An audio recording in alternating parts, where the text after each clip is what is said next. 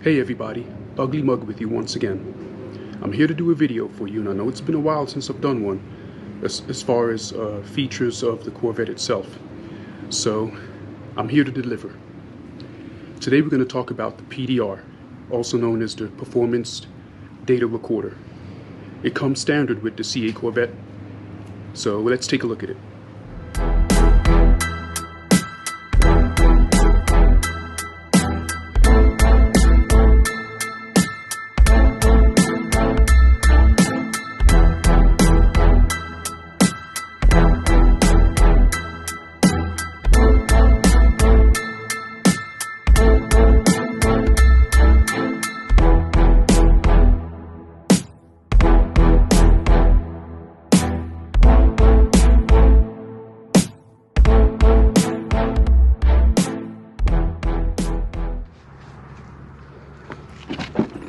Okay, first we have to find the SD card, which is located in the glove compartment. So we're going to go ahead and open it up. And you'll see in the right here, you have the SD card. There it is right there. In this case, it's a 256 gigabyte. So in order for the PDR to work, you have to have the SD card in place. And here's a look at the camera. The camera is actually located above the rear view mirror, and if you come in closer you can see that white dot there. That's the center of the lens.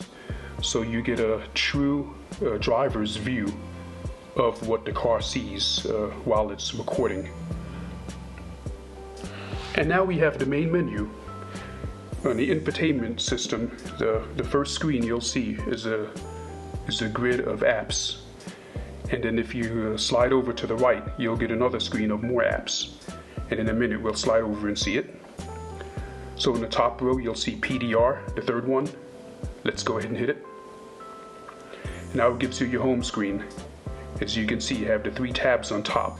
There's the PDR, recordings, and settings.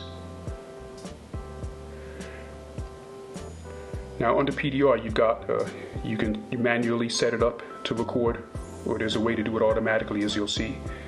And there's your recordings tab, and you can see all of the recordings there. There's quite a few recordings depending on the size of your SD card. It gives you a ton of them, and over to the right you can actually erase or throw away any individual recording, if you will. And on the bottom I have 1 minute of recording time left. Now over to the right you have settings, and this is where you're going to set most of your parameters for your recording. And first you have audio recording. Now we're going to go ahead and start it at that particular setting. The audio recording is going to, as you can see what it says, you can just read it there, but the audio recording actually records what's going on in the cabin.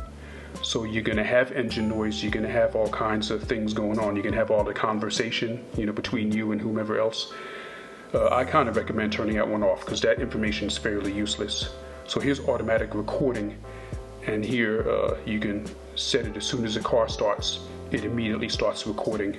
And that's the one I go with, and it's really a good one to have. There's your video quality, low 480p and high is 1080p, which is HD. And I go with 1080p because you can get a really clear picture. As you'll see later in this video, you'll get an idea of the resolution. And then you have valet mode. You can set it to record only in valet mode and no other time. I just choose to have that one off.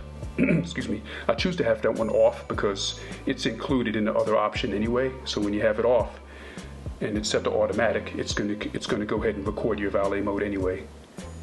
And then allowing recording overwrite, that's what happens when your disk gets full. It continues to record, and it starts with recording over the oldest video, and then it'll just continue to do that like a loop. So that's what those settings are. And there's your software information, pretty useless info. And then the info in your SD card. There's your size, how much is used, how much you have left, how many recordings you have. You can also format it from this location as well. Doesn't that disc look like a mug of beer? Or is it me? But it does. Okay, now going back to the main screen, the PDR screen. If you're not set automatically, you can start recording manually on the screen. And then as you go down to the video overlay, this is interesting because you have a lot of options here. This tells you what your recording is going to look like. So when I go none and I preview it, it just shows you a blank screen with what's in front of you. If you can imagine driving, that's all it's going to see. In this case, I'm parked and I'm looking at my neighbors. So now when you go to sport mode, you can see a bunch of different information that gets added. You can see your miles per hour along the top there. You can see your driving mode. You can see your mileage. You can see in the lower right your revs, and then also on the left you have your that's actually your G-forces there in the lower left. Okay, track overlay is it's a different one where it gives you just a little bit more information. You have your G-forces, you have your revs, you know, in a bar in the bottom, and along the bottom you can also see the driving mode and your mileage. Now, lower right-hand corner is actually your steering wheel. So when you have your steering wheel turned, it tells you how many degrees it's turned. And in the upper right-hand corner, you have your braking. So the red one will increase the bars with the brake pressure, and in the green ones you'll see the lights come in as you hit the gas. Okay, now the timing overlay. This one, once the preview gets here, this one's a unique screen. It has just a few parameters. You'll see in the upper right hand corner the your gas pedal, the green lights, and on the bottom you'll get your revs, your RPM, and in the center you'll get your miles per hour, that big 0 there. And then over to the right, right there in the SUV window, it looks like there's a P there. It just tells you, where you're shifted. In the upper left-hand corner, you've got some speed parameters that helps you determine, it actually helps you see how fast you're going, that sort of thing. So you can actually see those parameters just by reading them. But I wish it would show a little bit clearer, but unfortunately it doesn't. Okay, so we're going to back out to the main screen and work our way back to the main menu. And we're going to look at the lap timing button here under the PDR tab. And this is where you can actually customize tracks if you were to take your car to the track. And as you can see, you can do a custom track, learn, and then you can go with either a circuit or an autocross track. Circuit being the one that you repeat over and over, and the autocross is just a single path. So if you hit the learn button on either one, you can go ahead and set your car and program it to understand and learn that particular track. And it can save it in memory so you can go ahead and drive that track later. And if you can, of course, you can compare your times and see how you do, over the long haul, versus the previous time, for example. And you can do that on either track. So you have a lot of flexibility here. And what's nice about that is you go ahead and put your overlays on that information.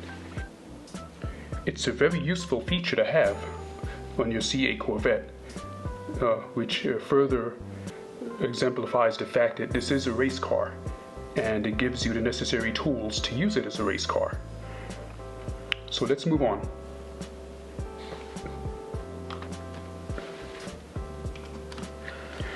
Okay, so this is a demo of the overlay where there's actually no overlay, it's just a plain screen. And of course, this is the view that that camera gives you, that camera I showed you earlier that sits above the rear view.